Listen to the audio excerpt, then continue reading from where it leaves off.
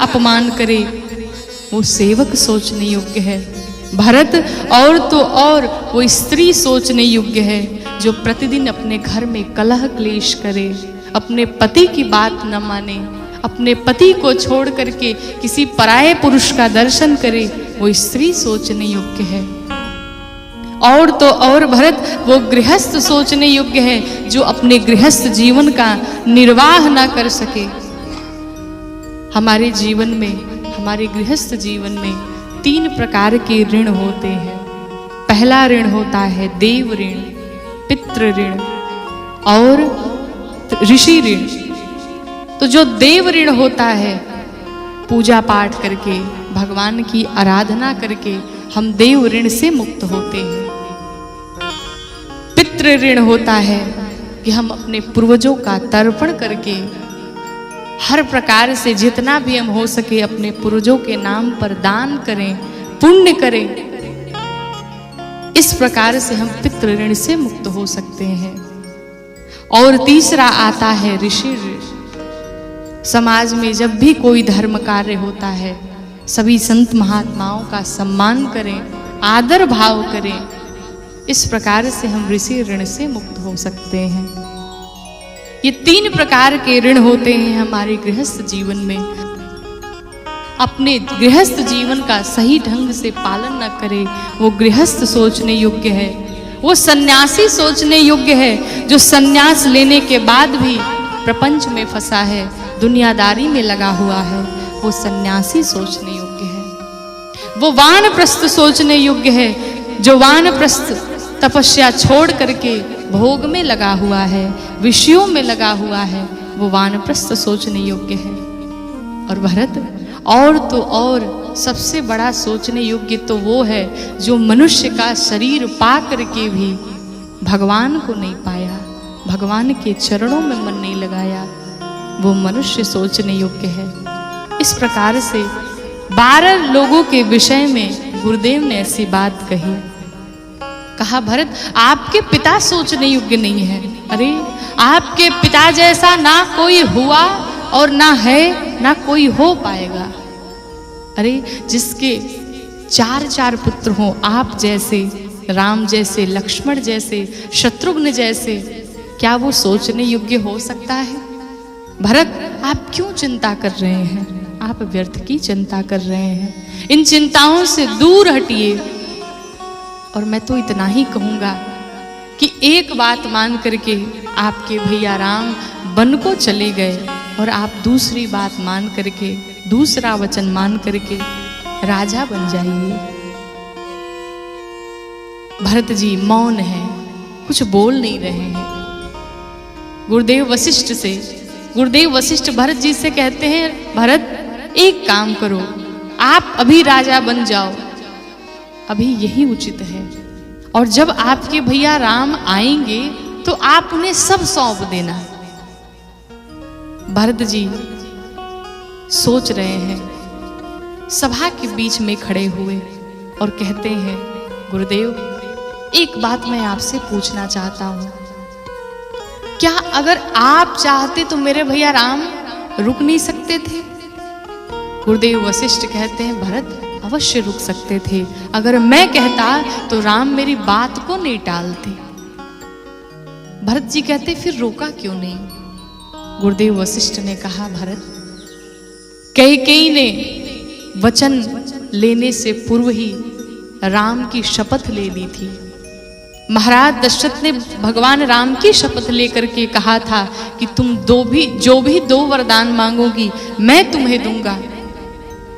और भरत अगर मैं राम को ले लेता, राम को रोक देता, तो फिर महाराज ने जो राम की शपथ ली थी वो मिथ्या हो जाती, इससे राम का हित नहीं होता, उसका अहित हो जाता। इस कारण मैंने राम को रोका नहीं। भरत जी कहता अच्छा कोई बात नहीं, लेकिन गुरुदेव एक उपाय तो और था। अगर आप कहते कि पहला वचन निभाया जाए, पहला वरदान पूर्ण किया जाए, और पहला वरदान था कि भरत को राजा बनाया जाए, और अगर मैं राजा बन जाता तो मैं आदेश दे देता कि मेरे भैया राम वन को नहीं जाएंगे। गुरुदेव ने बातें जब सुनी भरत जी की, भरत जी से गुरुदेव ने कहा, भरत आपने बिल्कुल सत्य कहा, मैं रोक सकता था, मैं ये कार्य भी कर सकता था, लेकिन मेरे मन में ऐसा विचार ही नहीं आया। भरत, मुझे तो ऐसा लगता है कि आपके भैया राम ही वन को जाना चाहते थे, इसलिए जो हुआ पश्चाताप ना करें। आपके पिता अपने वचनों को निभाते निभाते अपने प्राणों की आहुति दे दिए राम के वियोग में। भरत जी कहते नहीं गुरुदेव, मेरे पिता राम के वियोग में नहीं गए, मेरे पिता ने तो कहा था कि मुझे राम के पास छोड़ दो, मैं जीवित हो जाऊंगा, मैं रह लूंगा, वन में ही जीवन काट लूंगा, लेकिन कोई उन्हें पहुंचाया नहीं। मेरे पिता महाराज दशरथ तो मेरे लिए अपने प्राणों को त्याग दिए कि मुझ जैसा जिनका पुत्र हो वो जीवित भी कैसे रह सकते हैं। सारा दोष हमारा ही है। गुरुदेव, आपने कहा कि यही उचित है कि मैं राजा बन जाऊं। जिस कार्य को करने में उचित और अनुचित देखना पड़ रहा है, उससे किसी का भला नहीं होने वाला है।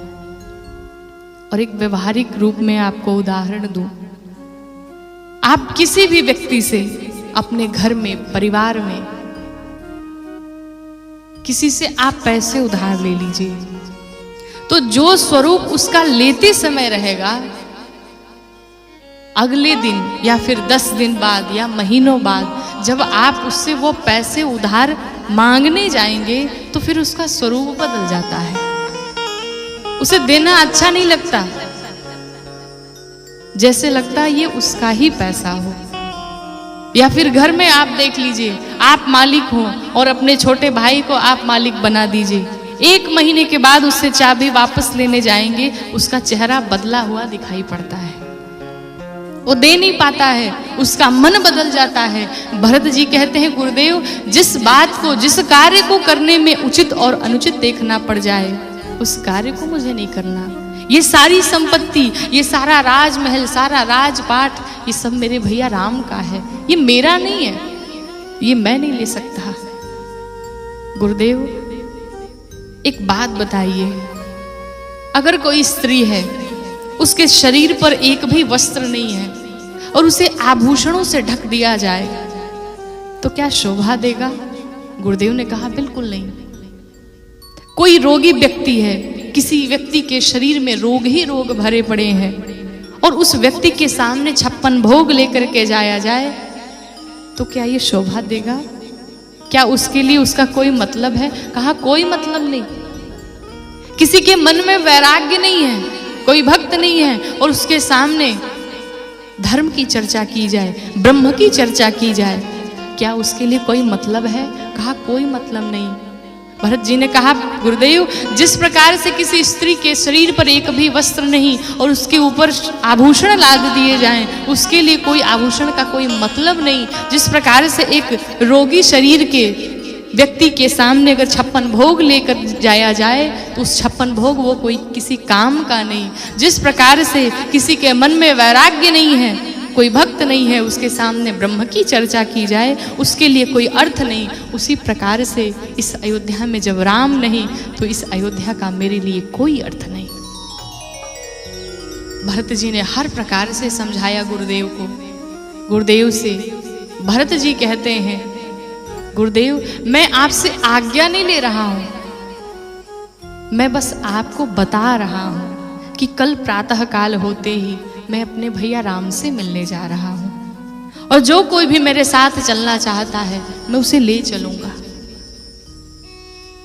बार बार भरत जी स्वयं को दोष देते हैं, सारा दोष हमारा है, सब कुछ मेरे कारण हुआ है। लेकिन भरत जी को एक बात का विश्वास है। क्या विश्वास है? कहते हैं कि भगवान राम, मेरे भैया राम मुझे त्याग नहीं सकते, मुझे वो अपना मानते हैं कि आपन जान न त्यागी है, मोहि रघुबीर भरोस। कहते हैं कि वो मुझे अपना जान करके मेरा त्याग नहीं कर सकते, मुझे इतना भरोसा है। और इसी अर्धाली में पूरा का पूरा भरत चरित्र समाया हुआ है। वो मुझे अपना जान करके त्यागेंगे नहीं। क्या हमको और आपको ऐसा विश्वास है भगवान पर कि भगवान मेरा ये कार्य अवश्य करेंगे, भगवान हमें कभी त्याग नहीं सकते? जिस दिन हमारा ये विश्वास भगवान पर बन जाएगा उसी दिन भगवान हमें प्राप्त हो जाएंगे। लेकिन अभी पूर्ण रूप से हम भगवान पर विश्वास नहीं कर पाते हैं। जब सब कार्य कर लेते हैं और जब बात नहीं बनती तब अंत में आकर के हम भगवान की शरण में आ जाते हैं और कहते हैं प्रभु हमने तो करके देख लिया, अब सब कुछ आपके हाथों में है, अब सब आप करो। अंत में आने से बढ़िया है कि शुरुआत में ही हम कोई भी कार्य करें, कुछ भी करने जाएं तो सबसे पहले ठाकुर जी के चरणों में सब अर्पित कर दीजिए। प्रभु मैं जो कुछ भी करने जा रहा हूँ, करने कराने वाले तो सब आप हैं, मैं तो एक माध्यम मात्र हूँ। प्रभु अब जो कुछ भी करिएगा सब आप करिएगा, मैं कुछ नहीं कर पाऊंगा। अगर ऐसे करके चलेंगे तो सारे कार्य पूर्ण होंगे। भरत जी को विश्वास है, जैसे ही जितनी सभा के लोग थे, जैसे ही सबने सुना सब प्रसन्न हो गए। सब भरत जी से कहते भरत जी हम भी चलेंगे। प्रातः काल होते ही सारी तैयारियां पूर्ण की कर ली गई। जितने अयोध्यावासी थे सब चल पड़े भरत जी के साथ।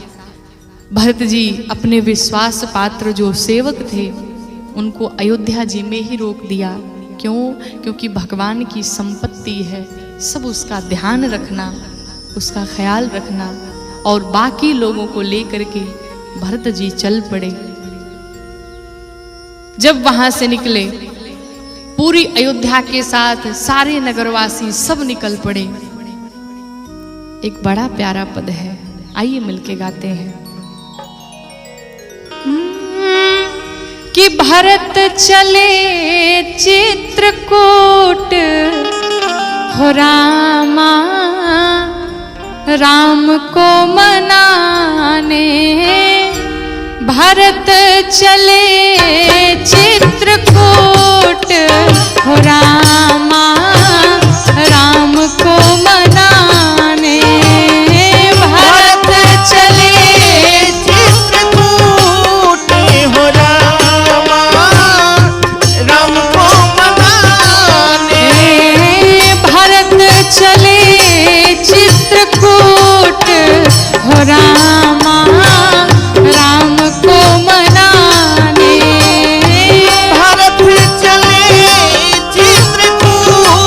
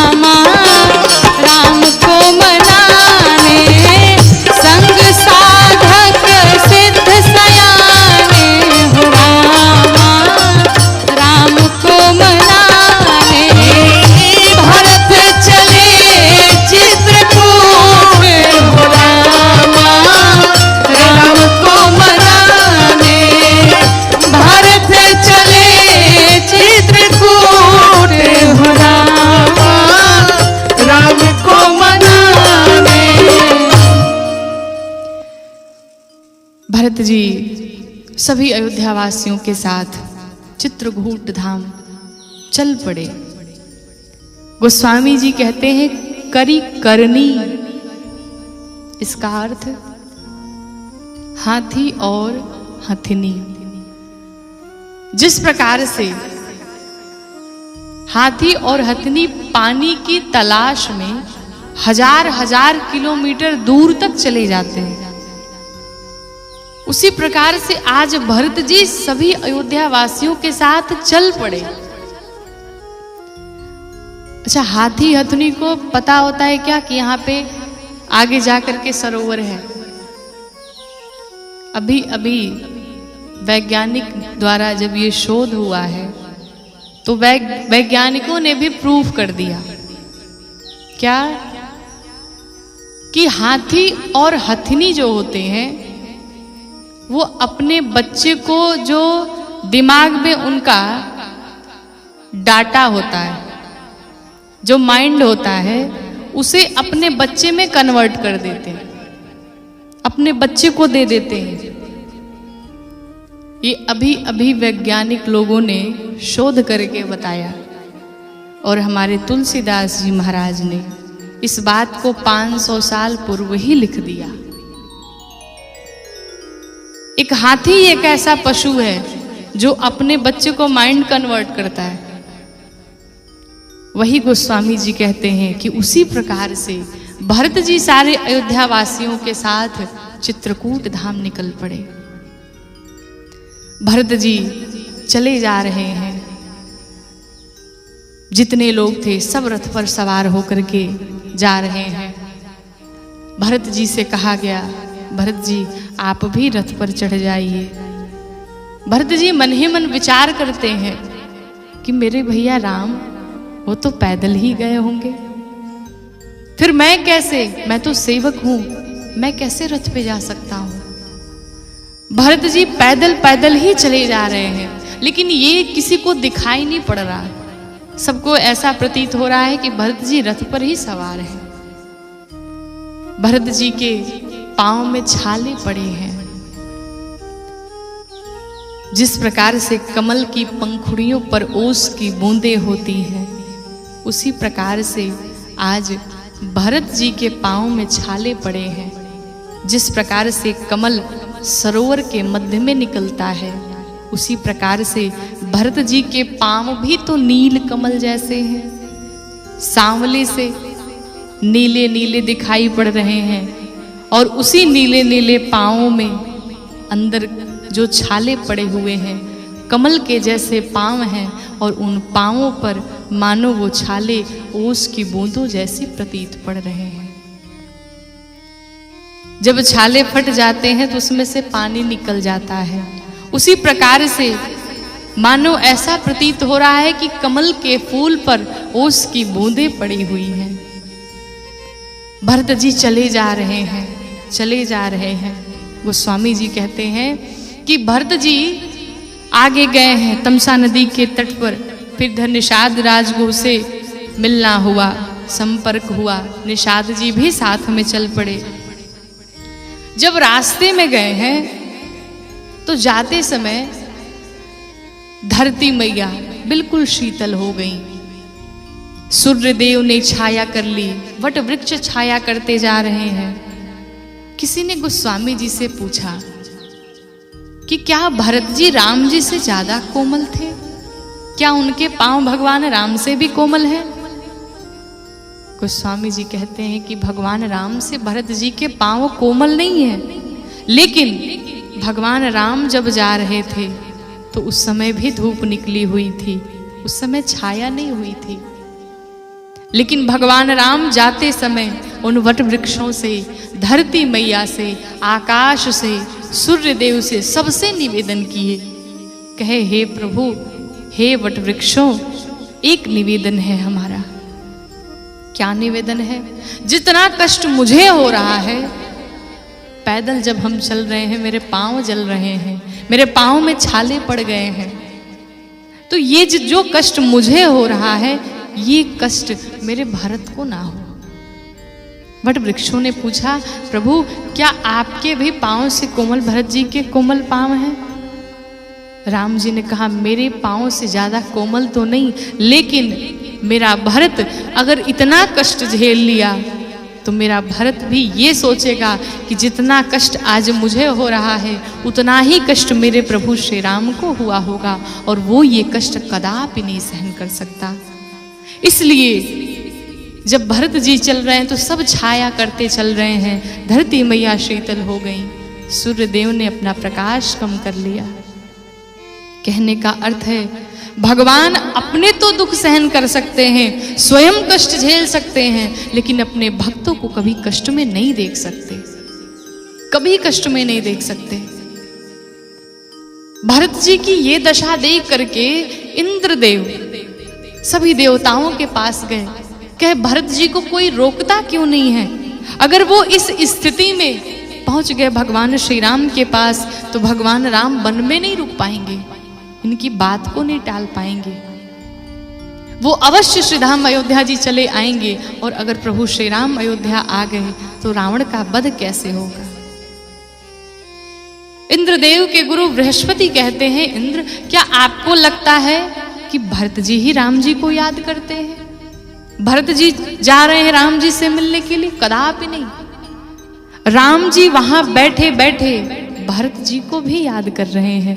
पूरी दुनिया भगवान राम को याद करती है, भगवान राम का स्मरण करती है, लेकिन इधर राम जी चित्रकूट में बैठे बैठे भैया भरत जी को याद कर रहे हैं, उन्हें बुला रहे हैं। इसलिए कोई संदेह ना करिए। देखिए, एक बार की बात है, श्री हनुमान जी महाराज और भरत जी बैठे हुए थे, तो नारद जी श्री हनुमान जी महाराज के पास गए। वहां जाने के बाद से कहे, आपको पता है सबसे बड़ा भगवान राम का भक्त कौन है? कहा कौन है? तो सबसे बड़ा भगवान का भक्त मैं ही हूं। कहा कैसे पता? जाइए पूछ करके आइए कि सबसे बड़ा भगवान का भक्त कौन है। नारद जी पहुंचे भगवान राम के पास, कहे प्रभु जिस रजिस्टर में भक्तों की लिस्ट है जरा वो रजिस्टर मुझे दिखा दीजिए। जब नारद जी को भगवान राम ने वो रजिस्टर दिखाया तो सबसे पहला नाम देवर्षि नारद का था। अब तो खुशी के मारे लगे नाचने झूमने, आए दौड़े भागे भरत जी के पास, श्री हनुमान जी महाराज के पास आकर के कहते हैं कि आप लोग कहते थे कि मैं भगवान का सबसे पहला नंबर 1 वाला भक्त नहीं हूं, देखो रजिस्टर देख करके आया हूं और सबसे पहला मेरा ही नाम है। और तो और सबसे बड़ी बात तो यह है कि आप दोनों का तो कहीं नाम ही नहीं अंकित है। अच्छा, श्री हनुमान जी महाराज ने कहा, देवर्षि नारद एक बात बताइए, आपने कौन सी डायरी देखी? तो देवर्षि नारद ने कहा कि वही जो बड़ा वाला रजिस्टर था वही मैंने देखा। कहा बड़ा वाला देखा? अरे भगवान राम के पास एक पॉकेट डायरी है, छोटी सी डायरी है, जरा उस डायरी को तो देखिए। दौड़े भागे गए और जब पहुंचे भगवान राम के पास, कहा प्रभु कोई छोटी सी डायरी भी रखे हैं क्या आप, पॉकेट डायरी? तो भगवान राम ने कहा कि बिल्कुल है, दिखाओ। भगवान राम ने वो पॉकेट डायरी दिखाई और उस डायरी में सिर्फ 2 नाम ही अंकित थे, एक श्री हनुमान जी महाराज के, एक श्री भरत जी के। जब देवर्षि नारद ने सिर्फ 2 नाम देखे तो देवर्षि नारद ने पूछा भगवान राम से, कहा प्रभु उस बड़ी वाली डायरी में इतने सारे भक्तों की लिस्ट है और इस छोटी सी डायरी में मात्र 2 लोगों का नाम अंकित है, ऐसा क्यों? भगवान राम ने बड़ा सुंदर उत्तर दिया। भगवान राम कहते हैं, देवर्षि नारद जो बड़ी वाली डायरी आपने देखी उसमें संसार के जितने भक्त हैं उन सबका नाम अंकित है, लेकिन वो मुझे याद करते हैं। और इस पॉकेट डायरी में, जो छोटी सी डायरी में जो 2 नाम अंकित है, इन्हें मैं याद करता हूँ।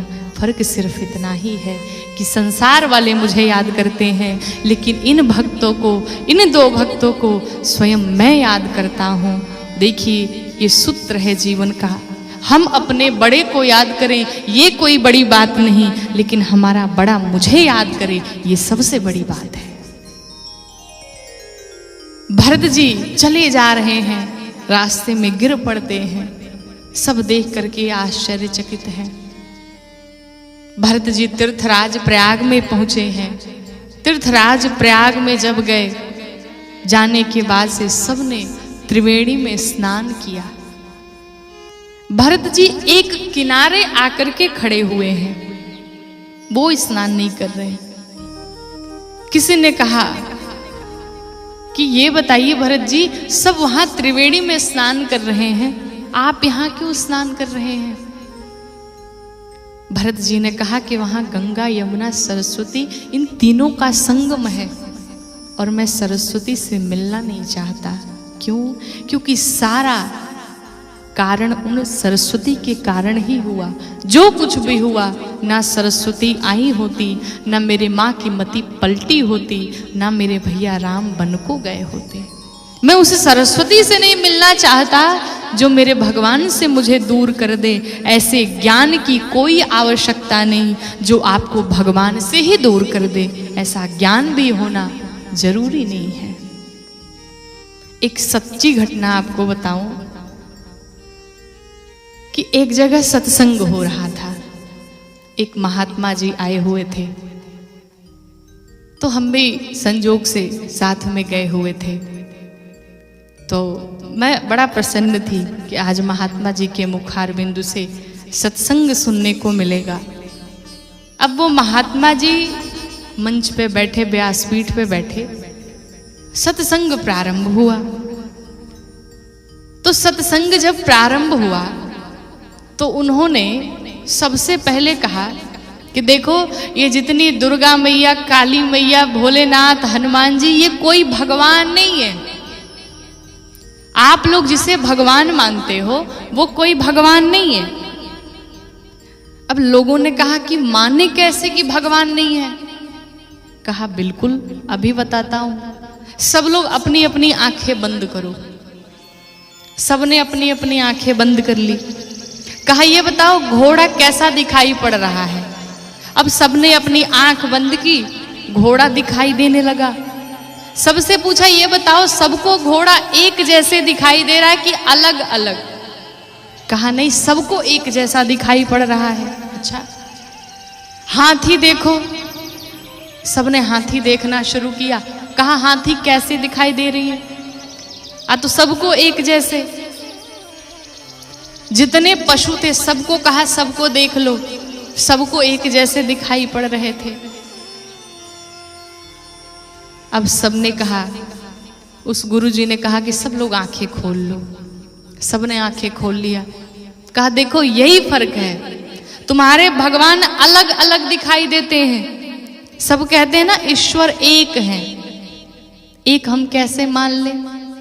जब वो अलग अलग रूप में दिखाई दे रहे हैं तो भगवान कैसे हुए? और जो सत्य में है, गाय है तो सबको गाय एक जैसे दिखाई पड़ेगी। भैंस है तो सबको एक जैसे भैंस दिखाई पड़ेगी। सबने कहा कि हाँ हाँ बिल्कुल गुरुजी आप सत्य कह रहे, सचमुच भगवान नहीं है। अगर भगवान रहते तो सबको एक जैसे दिखाई पड़ते। अब किसी को धनुष बाण वाले भगवान दिखाई पड़ रहे, किसी को बांसुरी वाले भगवान दिखाई पड़ रहे, किसी को हनुमान जी महाराज दिखाई पड़ रहे। सबको अलग अलग दिखाई पड़ रहे, जो जिसको मानता। अब सब मान गए कि हाँ सही है सही है, भगवान तो है नहीं।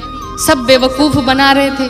लोगों ने कहा कि हमारे पूर्वजों, जो पूर्वज थे हमारे, सब तो पूजा करते चले आ रहे। संत ने कहा कि अब ये बताओ जो पूर्वज हमारे गलती करके आए हैं, क्या जरूरी है हम भी वही गलती करें? कहा बिल्कुल नहीं। अब सब मान गए, सारे लोग मान गए कि नहीं बिल्कुल सत्य है, भगवान तो है नहीं। हमने कहा गुरुजी से हम भी कहिए तो एक प्रश्न आपसे पूछ लें। कहा बिल्कुल पूछिए। हमने लोगों से कहा कि एक काम करो, सब लोग अपने अपने बाप का ध्यान करो। अब जितने लोग थे सब अपने अपने बाप का ध्यान करने लगे। हमने पूछा ये बताओ सबको एक दिखाई दे रहे हैं कि अलग अलग दिखाई दे रहे हैं? सबने उत्तर दिया कि नहीं नहीं, जब हमारे पिता हैं तो हमारे पिता तो एक ही होंगे, तो सबको अलग अलग दिखाई दे रहे हैं। उसी प्रकार से पिता एक ही होता है, लेकिन सबके अलग अलग स्वरूप होते हैं। किसी के 4 बाप तो होते नहीं, बाप तो एक ही होता है। अर्थात भगवान एक ही है, लेकिन स्वरूप अलग अलग है। अर्थात ऐसी विद्या का, ऐसे ज्ञान का कोई अर्थ नहीं जो भगवान के चरणों से आपको दूर कर दे। भरत जी अकेले स्नान कर रहे हैं। त्रिवेणी मैया प्रसन्न हुई भरत जी से, कहती है भरत जी आपको क्या चाहिए, आप जो मांगिए मैं सो दूंगी आपको। भरत जी ने त्रिवेणी मैया से मांगा, हे माँ मुझे यही वरदान दो कि दिन प्रतिदिन मेरा भगवान राम के चरणों में प्रेम बढ़ता जाए। और हे माता, मैं भगवान से इतना प्रेम करता हूँ, इतना अगाध प्रेम है, ये मेरे प्रभु श्री राम न जान पाए। माँ ने आशीर्वाद दिया है भरत जी को। भरत जी जब यमुना जी को देखते हैं तो भगवान राम की याद आ जाती है। गंगा मैया का वो जब धवल स्वरूप देखते हैं तो जानकी मैया की याद आ जाती है। भरत जी के नेत्रों में आंसू हैं। भगवान को याद करते हुए वहाँ से माँ को प्रणाम करके निकले हैं। भरद्वाज जी से मिले, रास्ते में आगे गए हैं। जो नगरवासी थे आगे चल के सभी नगरवासियों को लेकर के चल पड़े हैं और अंत में चित्रकूट धाम के पास पहुँचे। इधर निषाद राजगुह ने दिखाया भरत जी को कि कामदगिरी पर्वत, जो पर्वत शिरोमणि कामदगिरी हैं, उनका दर्शन कराया। वहीं पर बगल में पयस्विनी नदी के तट पर सभी निवास करते थे। इधर लक्ष्मण जी, जब भरत जी के आने का उन्हें संदेश पहुंचा, लक्ष्मण जी क्रोधित हो गए। क्रोधित हो करके लगे धनुष बाण उठा लिए, कहे आज भरत को मैं मृत्यु दंड दूंगा। अगर आज ब्रह्मा भी आ गए तो भरत को कोई बचा नहीं सकता है। आकाशवाणी हुई, लक्ष्मण जी हम जानते हैं आप बहुत बड़े बलशाली हैं, धनुर्विद्या में पारंगत हैं, लेकिन कोई भी कार्य सोच समझ करके करना चाहिए। ऐसा कोई कार्य न करें कि बाद में चल के आपको पछताना पड़े। लक्ष्मण जी दौड़े भागे आए हैं भगवान राम के पास। भगवान राम के पास आकर के कहते हैं प्रभु मैं जान गया हूं भरत किस लिए आया है। अरे उसे राज्य पाठ लेकर के अभी संतोष नहीं मिला, वो संतुष्ट नहीं हुआ। मैं जानता हूँ वो आपको जान से मार देना चाहता है, वो आपकी मृत्यु चाहता है ताकि निष्कंटक होकर के वो राज्य कर सके। उसे लगता है कि 14 वर्ष बाद जब आप अयोध्या में जाएंगे तो सारे नगरवासी फिर से आपको राजा बना देंगे। मैं भरत को जान चुका हूँ और भैया आज मैं युद्ध करके रहूंगा भरत से। भगवान राम लक्ष्मण जी को समझाते हैं, कहते हैं लक्ष्मण कैसी बातें कर रहे हो। अरे मैं जानता हूं मेरा भरत आया हुआ है, लेकिन मेरे भरत को कभी मद हो जाए, कभी अहंकार हो जाए, कोई घमंड हो जाए, ये संभव नहीं है। मच्छर के फूंक से सुमेरु पर्वत उड़ सकता है, ये संभव है। आकाश पाताल में विलीन हो जाए, ये संभव है। धरती अपना शीतलता भाव त्याग दे, क्षमत्व भाव त्याग दे, ये संभव है। लेकिन मेरे भरत को राजमद ये कदापि संभव नहीं है, ये नहीं हो सकता है। लक्ष्मण जी को बारंबार समझाया राम जी ने और जाकर के आश्रम के अंदर बैठ गए और मन ही मन विचार करने लगे। सोचते हैं कि कारण कवना भरत आगवानो। राम जी सोचने लगे कारण क्या है, मेरा भरत क्यों आया है, किस लिए आया है। भरत अगर आ गया और मुझसे कह दिया प्रभु हे भैया आप चलिए अयोध्या वापस, तो मैं अपने भरत को निरुत्तर रह जाऊंगा, उसे उत्तर देने में मैं कुछ बोल नहीं पाऊंगा, मैं मना नहीं कर पाऊंगा। लेकिन उसी क्षण फिर रो करके प्रसन्न भी हो गए। क्यों? क्योंकि भारत कहे महो साधु सयानो। राम जी को विश्वास है, आने दो कोई बात नहीं। क्यों? क्योंकि मेरा भरत मेरे कहने में रहता है, मैं जो कहूंगा वो जरूर मानेगा। भगवान राम को लक्ष्मण जी पर विश्वास नहीं है, इतना विश्वास लक्ष्मण जी पर भी नहीं है, क्योंकि लक्ष्मण जी कभी ना कभी अपने मन वाली कर ही देते हैं। लेकिन भरत जी पर पूर्ण रूप से विश्वास है। हमारे और आपके जीवन में भी ऐसा व्यवहार बनाइए कि हमारे जो भी ज्येष्ठ हैं, हमसे जो भी श्रेष्ठ हैं, उन्हें हमारे ऊपर विश्वास होना चाहिए कि मैं जो कहूँगा, मैं जो करूँगा वो बात मेरी अवश्य मानेगा। भरत जी के ऊपर राम जी को परम विश्वास है कि मुझे विश्वास है, आने दो कोई बात नहीं, मैं जो भरत से कहूँगा वो अवश्य मानेगा। राम जी प्रसन्न हो गए। भरत जी उसी समय शत्रुघ्न जी के साथ आकर के आश्रम के द्वार पर खड़े हो गए कि पाहि नाथ कही पाहि गोसाई और भूतल परे लकुट की नाई। जिस प्रकार से लाठी को अगर खड़ा कर दिया जाए और उसे सीधे छोड़ दिया जाए, उसी प्रकार से भरत जी बिल्कुल खड़े थे और गिर पड़े नीचे भूमि पर। पाहि माम प्रभु पाहि माम प्रभु पाहि माम, लगे भगवान राम को पुकारने। इधर लक्ष्मण जी दौड़े भागे गए भगवान राम के पास। लक्ष्मण जी जा करके कहते हैं कि भैया भरत प्रणाम कीन्ह रघुनाथा। कहते हैं प्रभु भरत भैया आए हुए हैं और आपके चरणों में प्रणाम कर रहे हैं।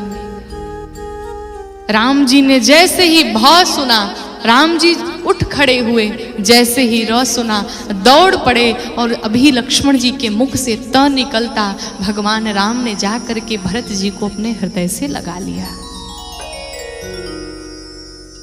गोस्वामी जी कहते हैं कि जब भगवान राम चले तो कहूं पट कहूं निसंग धनु तीरा।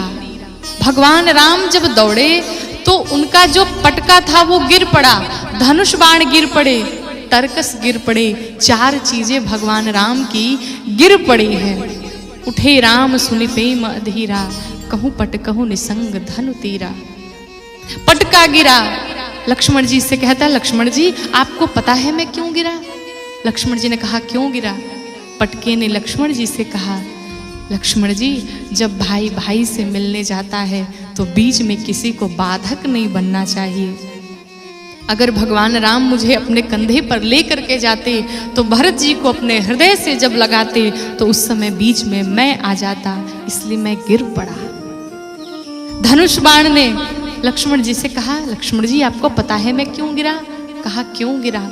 धनुष बाण ने कहा लक्ष्मण जी नियम है कि जब भाई भाई से मिलने जाए तो प्रेम से जाए, जब भाई भाई से मिलने जाता है तो अस्त्र और शस्त्र लेकर के कदापि नहीं जाता, इसलिए हम दोनों गिर पड़े, सब के सब गिर पड़े।